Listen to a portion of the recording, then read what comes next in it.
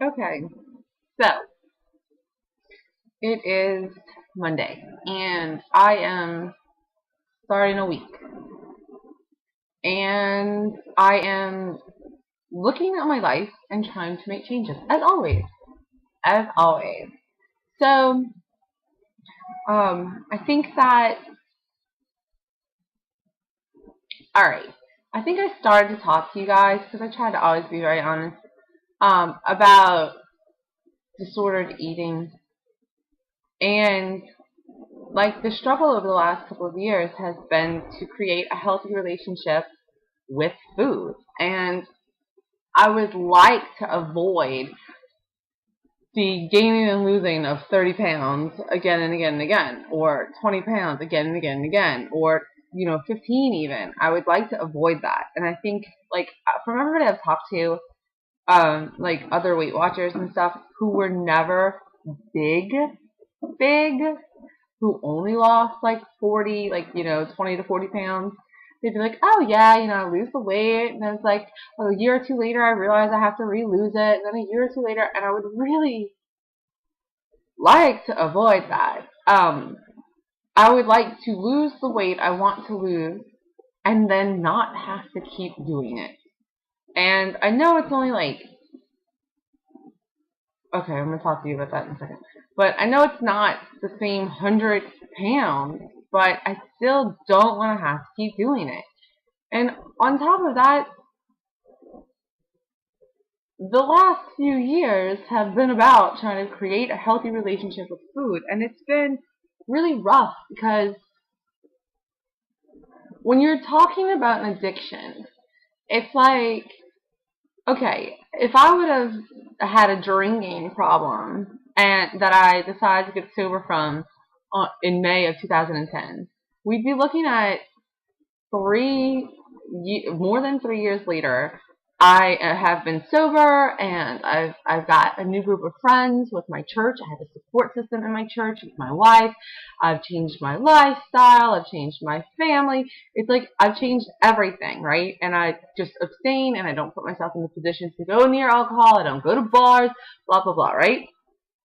And so while my sobriety wouldn't be guaranteed, it would be a lot safer than, say, if you're struggling with food.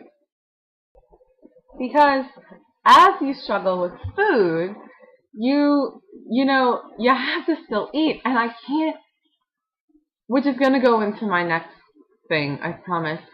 So it's like there's commercials for it. There's a fast food restaurant on every corner. There's food being served at every event, at your church event, at your, every life event, every get together. Yes, you have to eat to sustain life. There is no abstinence from it. It's just this crazy, wild way. And I talk about in some of my early videos about the fact that, like, I identify certain foods as being serious problems, and I have not eaten a fast food burger since May of 2010, like a sandwich, a fish sandwich, burger, chicken sandwich, anything like that.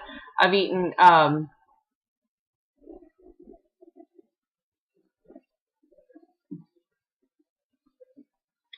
Subway. I had a grilled snack wrap, in October of 2010. That was like that. Other than that, Subway. Had pizza several times. I've eaten my own. Sorry about that. What I was saying was I've had like my own order of fries twice. Like, I'm very conscious of what I eat and how I eat and when I eat it. And yet, when you're dealing with a food problem, what happens is that new foods become problems. You can abuse any food. It's kind of like drugs. You might have gotten hooked on heroin, but you can abuse crack. You can abuse over-the-counter drugs. Like, it's just there. You know what I'm saying? So, okay. where I got to was I'm really good at not eating. Like, not eating. And there is a very sick obsession in my brain with negative calories. And by that, I do not mean like foods with negative calories. Oh my god, broccoli doesn't have calories. Yes, it does. Everything has calories. What I'm talking about is that if you don't eat anything and then you work out, you're at negative calories. And that's a horrible thing to do to your body, but it's true. And I am really, really good at not eating. Like, I can forget to eat. Like, I will forget to eat. I am a girl who forgets to eat now. And that is a wild and unthought of thing. Because there's times when, like, I'll get up and I'll go work out, you know, before, like, we have all kinds of plans going on, right? So it's like, oh, we're going to do this, this, and this all day. So I'll get up and I'll work out, and then we'll come home and, like, it's instant outfit change, quick shower, go to a party. Like, take the kids to a party. Oh, now it's, you know, meet the family at this. Like, oh, now we gotta do that. And all of a sudden, in the evening, I'm, like, violently ill, and I'm like, what is wrong? My head hurts, I'm shaking, I can't figure out what's going on, and it's like, oh, I have forgotten to eat. Like, usually it's when my wife is like, what have you eaten today? And I'm like, oh. Well, I had all of these pre-planned meals in my Lose It, but I totally didn't get to them. And generally, when I get to that place, it's very anxiety-provoking to eat. It's anxiety-provoking to eat, period, these days. Some days, I just turn it off and I eat. And other days, I can't. Like, it's the weirdest thing in the world. And, you know, the opposite, like, other than the health problems with that being your lifestyle, is after you do that for a couple of days in a row, you're really hungry. And I'm going to relate this to, like, trying to drown yourself. If you decided to lay in the bathtub and drown yourself, what would happen is that you could keep yourself under the water for a while, but once your body realizes it's drowning, no amount of willpower is going to keep you under that water. Like, your body is going to take over your mind, and you're going to get up. And starving yourself is a lot like that, especially when the decision to starve yourself isn't a conscious one. It's not like, I'm going to fast for a week, you know, and then I make it to where that's what I'm trying to do, or where I legitimately want to not eat because I know the health implications to that. Like, I want to be able to eat without crying, and I want to be able to eat without freaking out, and I want to be able to eat without extreme shame and guilt. Like, because I understand that all of that is irrational, but that doesn't make it any less real. And so,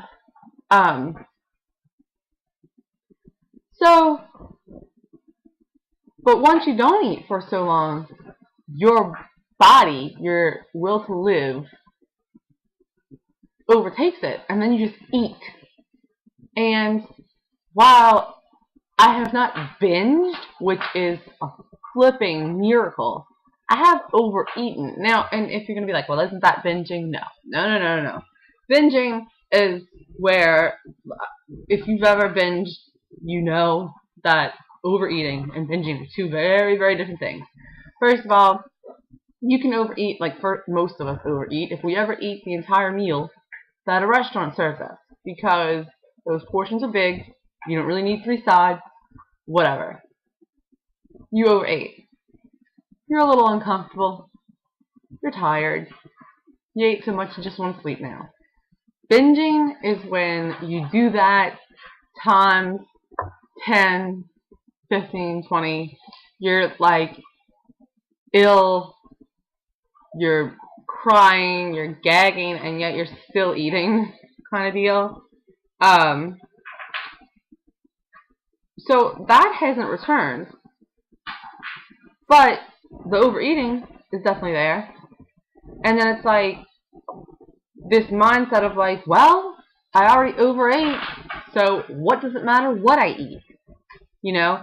And then, and there again, it's like I'm not eating a whole bag of cookies, but I don't usually eat cookies. So eating just a pack of them is not going to help me in any way.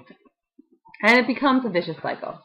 Like, starve yourself down, gain it back, starve yourself down, gain it back. So, I am now, and if you follow me on Instagram, you know this, trying to get over the fact that to have a healthy relationship with food, you have to eat.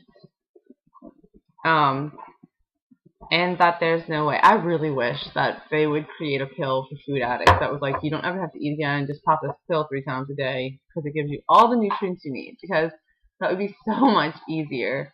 But considering that that's not happening, and well, it's not happening. So I'm trying to get over, and so I start to but think back to like when I was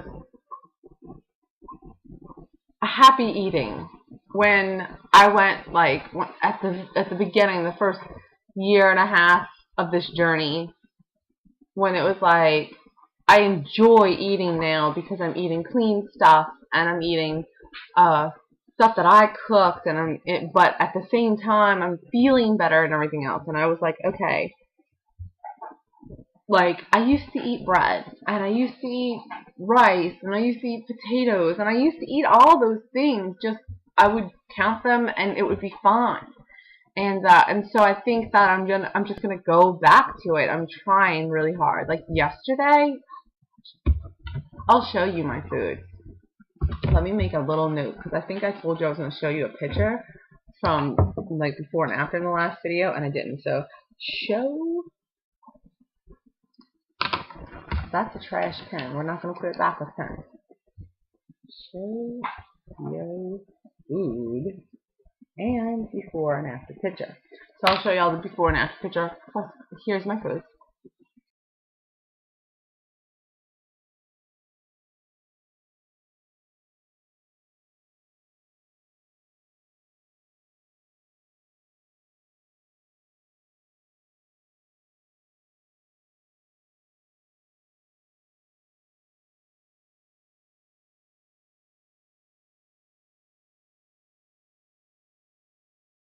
Okay. So like that's good food. I ate sweet potatoes, which, you know, like I ate sweet potatoes. And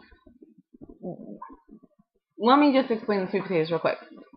When my wife brought me the sweet potatoes, because she made them for me, she didn't tell me she was doing it, and they weren't part of my plan, and I was agitated. I was mad. But I just was like, you know what? I need to get over that. And I just handed her the plate back, and I said, I need you to weigh those. Like, I'm going to eat them, but I need you to weigh them. So she weighed them. And I think there was a little bit of, like, in her, because she was afraid that if she weighed them, I wouldn't eat them. But she did, and they were only 80 calories.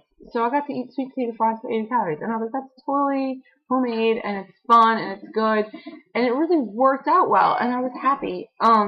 And then for dinner, I had red beans and rice, low sodium red beans and rice that I made, and you know, and chicken. And what happened was, I got on this kick where I don't like any meal being over 200 calories, which like any meal plus snacks. So you're looking at like 800 calories a day, and that's not okay. But yesterday, with all my food, you know, I came to 1,280, I think it was, or something like that. So it was like, it was good, you know, and that's a okay amount of food. And I'm not gonna try to aim drastically higher because I'm afraid that my mind will freak out if I aim for like 1,500 calories because it just doesn't, I don't know.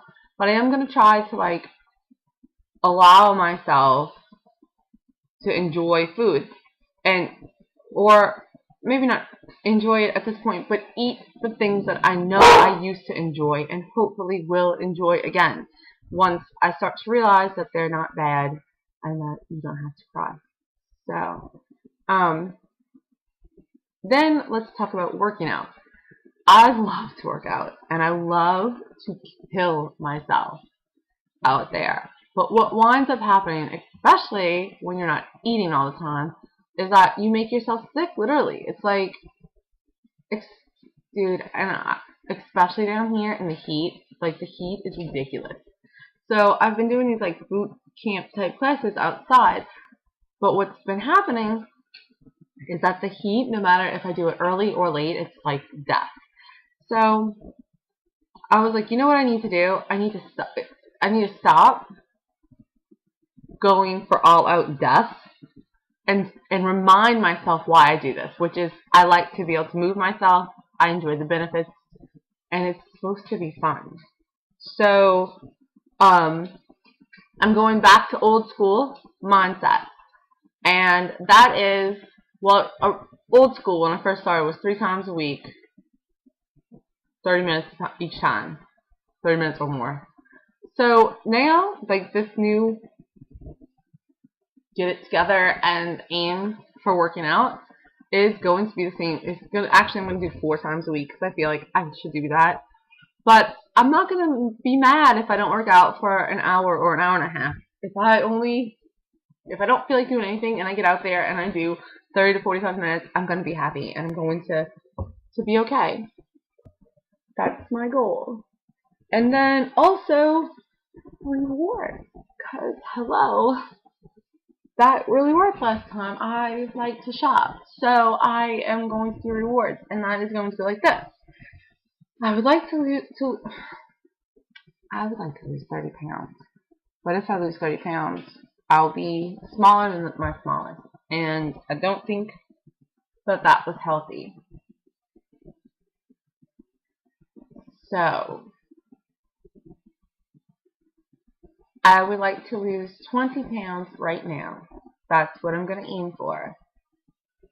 And when I get to 20 pounds lost, I'm going to see a plastic surgeon about removing skin and about like all of that. And I'm going to ask them what they think, factoring in the weight of skin and blah, blah, blah, what is a healthy number for me to shoot for. And if they tell me I can lose 10 more pounds, I'm doing it, because I'll have a doctor who signed off on it.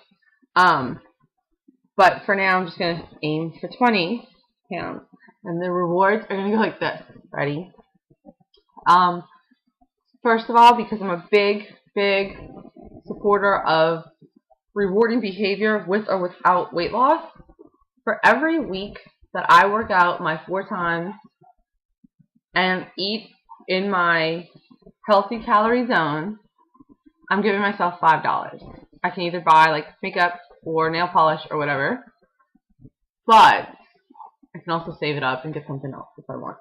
That's my behavior reward. For my first 10 pounds, I'm buying a sweater, and for my second 10 pounds, I'm buying 2 pairs of pants, corduroy bell bottoms to be exact. And then for my big reward, like if I get to lose 10 more pounds, I'm getting a curl secret. Like the thing that curls your hair. It's like you go and it sucks your hair, whoop, and it like curls it for you. Because since Ashley's been here, like when she came and visited, she curled my hair and I loved it. But I cannot get it to be the same, so I need Ashley. See, this is my hair just naturally. Just air dried, wavy, a little bit of curls up here. But I want curls and I can't do it, so I want the curl secret. Yeah. So rewards, healthy food relationship, and working out differently, and making videos. Videos are a big part of success for me, and I'm doing the work because I don't want to be unhealthy. Like, I don't want to be thinner but unhealthy. That's not the goal. The goal in the beginning was to be healthy, and so I need to take care of my body. And just because it looks like it's healthy and it can put on the same size jeans doesn't mean that it's healthy. So I need to work on my mind. Yeah, I'm working on my mind. Alright guys, I'll see you soon, and I'll talk to you.